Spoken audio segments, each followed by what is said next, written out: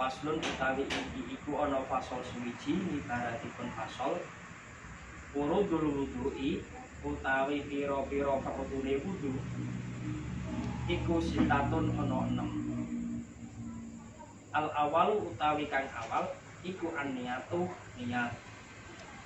Asani utawi kang kaping 7 iku ghuslul wajhi masuk rai. Wasalisu utawi kang kaping 3 iku ghuslul yadaini masuk tangan loro ma'al mirfaqaini sertane sikut loro. Ar-rabi'u utawi kang kaping 4 iku masku syai'in ngusap sewiji-wiji bayane minarroksi saking sirah. Al-khamisu utawi kaping 5 iku ghuslur rijlaini masuk sikil loro ma'al ka'baini sertane polok loro. Asadisu utawi kaping 6 iku at-tartibu tartib. Nah, menika keterangan monggo diwaos bareng-bareng halaman 25. Bismillahirrahmanirrahim. Katerangan perbune wudu iku ana 6. Nomor 1 niat ngilangi hadas cilik utawa niat amrih kawenangane salat. Oleh niat dibarengake kelawan kawitane masuk juse rai. Nomor 2 masuk rai tumeka batese rai iku awit dhuwur mengisor. Dia iku wiwit panggonane cukule rambut sirah tumeka uwang loro.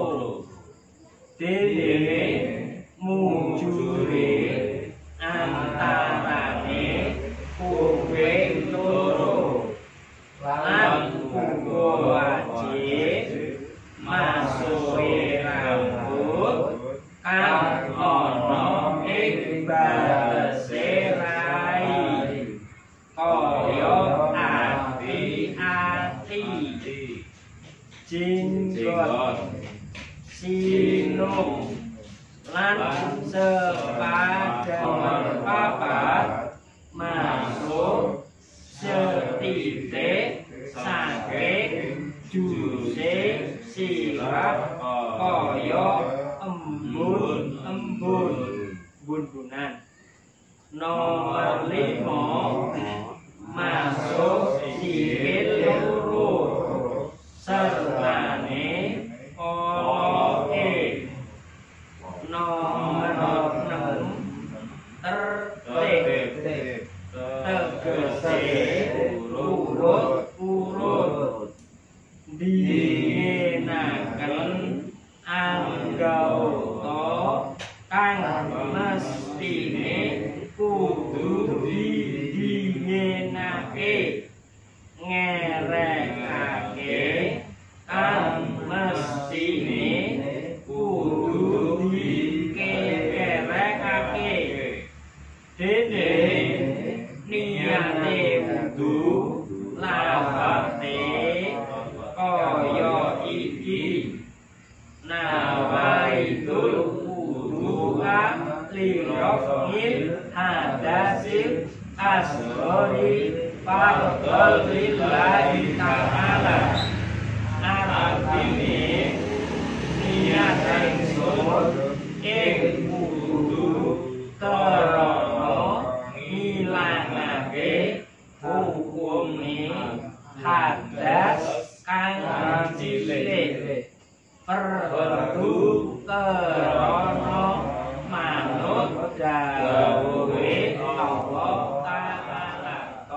pun dumugi yen perdune wudu. Perdune wudu enten 6. Sing pertama niat niku. Jadi niat niku termasuk penggawean kang penting. Sebabnya nopo nek gawe Kanjeng Nabi Muhammad sallallahu alaihi wasallam niku innamal a'malu binniyat wa innamal likulli imri'in man nawa. Jadi segala sesuatu perkara sing apik, sing sae, segala sesuatu yang dikerjakan yang sekiranya itu baik maka harus disertai dengan niat.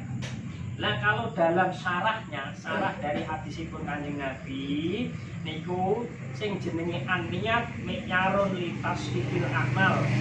Niat itu menjadi ukuran pokok dari sah dan tidaknya suatu amal. Dalam arti amal yang baik ya, bukan amal-amal sing buruk. Nah, lah nek umpamane wudu gak nganggo niat nopo? Niku sah nopo mboten? Wudu ora nganggo niat sah napa mboten? Nek wudune sah tapi gak iso digunakne kanggo liyane. Karena apa? Nek arep salat fardu ya wudu. Arep salat apa ki arep maca Al-Qur'an ya wudu. Kan di situ kan disunah-sunah kayak ini. Tapi nek niki menjadi fardu. Fardu itu apa? Wajib. Niku lho. Terus di sunah-sunah ki meleh nopo? Ketika mau mandi janabah harus juga wudu. Arep kumpul bojo mawon disunahkan untuk wudu. Baca Al-Qur'an wudu, tawaf juga wudu. Mau tawaf muteri Ka'bah niku nggih wudu. Nah, lah nek umpamane batal pripun? Ya boten sah. Nek batal nggih teng wingking terusan napa golek wudu meneh. Iki pesan iki sing pun pernah mriko. Lah nek batal ngono pun wudune nang pundi? Golekane ngeten niku. Biasanya pun enten tanda-tandanya sudah ada. Nah, niku ya kemungkinan melakukannya rada adon ya. Nah, niku. Nah, karena banyak orang. Soalnya kalau tawaf itu kan harus wudu. Kalau niku iktikaf juga harus dalam keadaan suci, wudu juga. Ngono lho. Karena ini wudu untuk niat juga maksudnya. Niat untuk wudu maka harus disesuaikan dengan pekerjaannya. Kayak seperti lah nek umpamane teng pikiran, lah Gusti Allah ya ngerti nek awake dhewe iki wudu. Ngerti, tapi nek wudumu iki dinopo? Kan ngeten to. Apa mung sekedar untuk kesunahan, ge ngademke lho, padahal orang marah niku mawon disunahke untuk wudu kok. Nek niku mantek marah banget nyata kan disunahke untuk wudu. Kon nunggu sih. Oh, nek lungguh ora iso ya kon turun giling. Maksude napa? Ken lungguh ken turun ngeten niku napa? Maksude ken sareh. Lho nek kek jero iso mendok terus ken wudu. Nah, makanya di sini niat innamal a'malu binniyat dalam artian an-niyatu mi'yarun litasqihil amal. Niat itu menjadi ukuran sah dan tidaknya suatu amal. Sampeyan zakat tok tapi nggak ada niate iki zakat kanggo anakku, iki zakat kanggo bojoku, iki zakat kanggo anakku sing cilik. Oh. Itu harus ada niat-niatnya. Nonton. Apa men poso sekedar poso? Apakah nek sing jenenge zakat? Nek ini zakat bener itu ngeten niku. Zakat itu termasuk juga sedekah, cuman ditentukan waktunya. Kalau sedekah kan tidak ditentukan waktunya. Jenengan akan para subuh tengah wengi jam 2 napa jam 5 terserah sedekah. Tapi nek sing jenenge zakat kan pasti ada tentunya. Ada ketentuannya, yaitu ketika tergelincirnya matahari pada saat bulan terakhir dari bulan suci Ramadan. Niku termasuk puasa dan yang lain sebagainya. harus ada niat itu ukuran untuk menjadi sah dan tidaknya suatu. Loh kenapa di situ? Karena nopo dalam hadisnya itu hadis yang dalam keterangannya itu adalah hadis yang paling sahih yang dikarang oleh, maksudnya dikarang yang diriwayat oleh Imam Bukhari dan Imam Muslim. Innamal a'malu binniyat wa innamal likulli imri'in ma nawa. Faman kana hijratuhu lillahi wa rasulihi ila akhir. Jadi yang itu baginya gadai penggawean nopo kemauan, mempunyai pekerjaan apa saja yang itu dipandang baik oleh ketentuan sing pertama syarat, sing kedua uruf. Uruf niku nopo adat. Loh kita harus meninggalkan adat tidak bisa. Untuk ajeng ninggalke adat wong awake dhewe niku ibarat nopo orang Indonesia yang kebetulan beragama Islam. Orang Indonesia yang kebetulan beragama Islam. Ketika nek awake dhewe lahir cenger, iku sing pertama kali awake dhewe maca syahadat dhisik, apa awake dhewe dicatet nang catatan sipil? Diakui dulu, ngono. Lho berarti bukan anu niku Gusti Allah ya tetap kita itu makhluknya Gusti Allah tetap ikut. Tapi karena nopo kan nanti ada dalilnya Kanjeng Nabi Muhammad SAW. Seorang anak itu tergantung dari agama orang tua. Ibaratnya kan niku oleh menijtihadi dari pertama Al-Qur'an, yang kedua dari kalamnya Rasulullah Muhammad SAW. Contoh nopo? Contoh nopo? Sing pertama dalam ayat suci Al-Qur'an itu kan nggak disebutkan sholat zuhur, maghrib, isya, subuh. Ditentukan nggak ada. Ayatnya Gusti Allah. Nomor kang ma'arofin ini lho.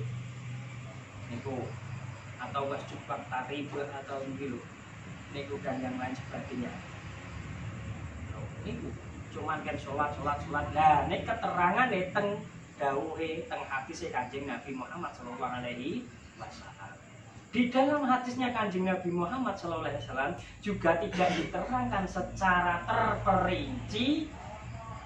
terperinci kapan nopo niku jenenge waktu-waktune. Niku diterangkan tapi nggak diterangkan terperinci. Nah, niku diterangkan di situ, diterangkan terperinci. Akhirnya ulama-ulama mujtahid, ahli ijtihad itu mengambil apa? Pertama mengambil dari sunnahnya Kanjeng Nabi, karena apa? Sunnah itu meliputi pertama ucapan, yang kedua melalui tingkah laku, yang ketiga melalui pengesahan. Pengesahan ini namanya sunnah takririyyah. Yang pertama sunnah qauliyah, yang kedua nih sunnah fi'liyah, yang ketiga nih sunnah takririyyah. Sunnah qauliyah yaitu ucapannya Rasulullah Muhammad SAW dalam hadis-hadis itu. Lah sunnah fi'liyah nopo? Kanjeng Nabi nggak perintah, tapi Kanjeng Nabi melakukan. Ini namanya sunnah fi'liyah. Lah sunnah takririyah niku nopo? Sunnah takririyah ini Kanjeng Nabi tidak mengucapkan, tidak melakukan, tapi mengesahkan. Sebagai contoh nopo? Ketika ada sahabat min anggere sholat kok ayat pertama umpamane baru baca surat Qul ya ayyuhal kafirun kok ditambahi meneh qul huwallahu ahad. Sing ayat kedua baru maca surat idza ja kok terus ditambahi qul huwallahu ahad. Sebabnya nopo? Jadi sahabat-sahabat yang lain kan bingung. Sebabnya nopo? Ketika Kanjeng Nabi mendapat laporan segitu, apakah Kanjeng Nabi terang serta-merta? Enggak. Ditanya dulu sebabnya opo kowe kok apa ki enek laporan ini itu bener apa ora? Bener ya Rasul. Lah sebabnya opo? Sebabnya nopo? Menurut sebabnya saya cinta dengan surat Qul huwallahu ahad atau surat Al-Ikhlas. Nah, lajeng itu Kanjeng Nabi didatangi oleh malaikat Jibril sebab kecintaannya seorang hamba terhadap surah Al-Ikhlas, maka dia itu dijaga dari api neraka. Dan itu termasuk nopo pengesahan dari Kanjeng Nabi. Ketika Kanjeng Nabi disodori makanan berupa dap. Dap itu nek nang kene kadang-kadang diarani biawak, tapi berbeda lho nggih. Biawake gubun karo biawake kono. Nanten lho nggih. Biawake gubun karo biawake mriki. Nyatane yo. Ya emang jenisnya hampir sama kalau di kitab Hayatul Hayawan itu. Risalatul Hayawan dan Hayatul Hayawan itu ada. Dap itu hampir mirip. Itu. Sahabat makan, ngeten nih. Tapi Kanjeng Nabi disodori makanan gak gelem. Ini makanan apa lho? Ini hewan dap. Dia juga mendel. Ngeten nih. Gak maem, juga mendel, gak melarang para sahabat makan. Ini namanya apa? Sunnah takririyah. Termasuk sunnah takririyah. Termasuk nopo ketika Kanjeng Nabi Muhammad SAW Isra Mi'raj itu kan ada cerita. Ketika Kanjeng Nabi Muhammad SAW mau memasuki ke salah satu pintu surga, itu terdengar terumpahnya sahabat Bilal bin Rabah. Dari Bilal bin Rabah mendahului Kanjeng Nabi Muhammad SAW memasuki surga. Bukan berarti sendal loh, bukan berarti sendal loh ya. Bukan berarti sendal. Lah itu apa? Corek cara wong ki ngerti pelakune ngoten lho iki. Sendal iki ming bentuk isyarah. Nek cara awake dhewe akrab. Akrab. Karena apabila bin Rabah kan akrab karo Kanjeng Nabi. Jadi nek cara awake dhewe akrab oh ngerti mlakune Mas kae mesti. Angger ketok edong ngeten niku. Mangger kok mesti masih sing lemu kae ngono lho. Kan ngono-ngono kuwi ngerti angklane mlakune iki lho iki. Lah bukan berarti sendalnya teklek enggak. Cuman koyok-koyok ini ku adalah niku. Lho keneng apa? Padahal Kanjeng Nabi pas pada waktu itu Isra Mi'raj. Isra Mi'raj itu apa? Nerima wahyu salat. Lah kok nang kono wis salat sunah wudu dulu. Nah, ketika sampai di dunia, sampai balik nang dunia, ditanya wae Bilal bin Rabah, kira-kira amalan apa to sing mbok lakukan ketika saya Isra Mi'raj kok kowe mendahului saya masuk surga? Saya itu selalu ketika saya habis wudu saya sholat li syukri wudu ya Rasul. Loh, berarti apakah bukan sholat li syukri wudu ini Kanjeng Nabi? Kanjeng Nabi ini nggak tahu sholat syukur wudu. Secara gitu loh.